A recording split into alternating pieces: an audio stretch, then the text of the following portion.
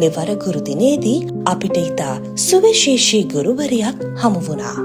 මේ ලෝකය දැසින් දැකීමට වරම් නොලද්දත් ඇය මෙන්ම වරම් නොලද දහසකුත් දරුවන්ට ජීවිතය කියා දෙන ගුරුවරියකගේ කතාවක්.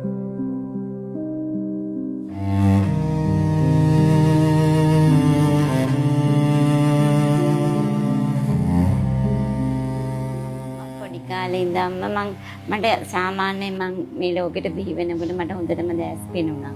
ඉතින් ඒ කාලේ අර හැමෝටම තියෙන පුංචි ආසාවක් තිබුණා වෛද්‍යවරියක් වෙන්න ඕනේ කියලා. මගේ තෘෂ්ණාබාධිත බවට පත් වෙනවා මං අවුරුදු 12න්. ඒත් එක්කම මට පුංචි වුණත් මට තේරුණා මට දැන් වෛද්‍යවරියක් වෙන්න බෑ කියලා.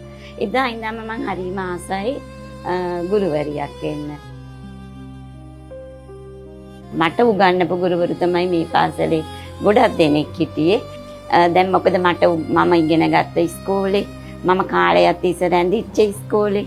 ඒ නිසා මට ලොකු බාධාවක් දැනුනේ නැහැ දරුවන්ට උගන්වද්දී. පාසලත් එක්කම මගේ වයසට වඩා මං හිතන්නේ අත්දැකීම් තුලින් මං මේ අභියෝග වලට මුහුණ දෙන්න ඉගෙන ගත්තා.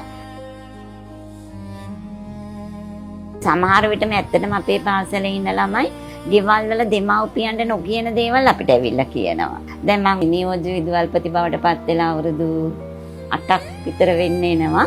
අර ඒ කාලෙදි තමයි ළමයි එක ගොඩාක්ම ඉන්න බැරි වුණාට පරිපාලන කටයුතු වලට යොමු වීම. එහිම නැත්නම් අර ඉස්සර ඉස්කෝලේ ගුරුවරියක් හැටියට ඉන්නකොට හැම දෙයක්ම ඇවිල්ලා ඒගොල්ලෝ කියන අපි නිරන්තරයෙන්ම දරුවනුත් එක්ක අම්මගේ තියෙන සෙනෙහසින් තමයි අපි දරුවෝ දිහා බලන්න පුරුදු වෙලා ඉන්නේ. ඇත්තටම මේකට අපි එන්න ඕනේ ආදායමක් ලැබීම. ඒ කියන පරමාර්ථ පොඩ්ඩක් පැත්තක තියලා. ඒ සේවය කරනකොට මැලි වෙන්න එපා. මොකද මේ දරුවන් කියන්නේ විශේෂ පිරිසක්. ඒගොල්ලන් අපි සමාජයට බරක් නැති පිරිසක් බවට පත් කරන්න අපි ලොකුවට කැප වෙන්න ඕනේ. අන්න ඒ කැපවීමත් එක්ක වැඩ කරනවා නම් මේක හරීම සුන්දර තැනක්. මට මේ වෙලේදී මට මතක් වෙනවා එක වසරේදී මම සාමාන්‍ය පාසලක උගන්වපු.